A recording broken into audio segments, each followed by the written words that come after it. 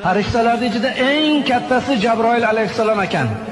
Boshi 7 qat osmonning tepasida, oyog'i 7 qat yerning tagida. O'shanda zot 300 ta qanoti bor ekan. Qanotini yozsa yer yuziga qopqa qo'yib qolar ekan. Qanoti bir-biriga o'xshamas ekan. Xudoga aytdi: "Ey Alloh, mendan ham chiroyli maxluq yaratganmisan?" dedi. "Yo'q, faqat seni yaratdim" dedi. O'sha Jabroil alayhissalom shuni shukronasiga 2 rakat namoz o'qidi. Birinchi rakatida o'ng oyog'ini qo'yib, chap oyog'ini ko'tarib 20 ming yil turdi deydi. Ikkinchi rakatida chap oyog'ini qo'yib 20 ming yil, 40 ming yilda bitta oyog'ida 2 rakat namoz o'qidi. 40 ming yil ketdi. Boshini sajdaga qo'yib: "Ey Alloh, ojizlikman qilgan ibodatimni qabul qil" dedi. Xudo aytdi: "Ey Jabroil, rost ibodat qilding, seni ibodatingni qabul qildim.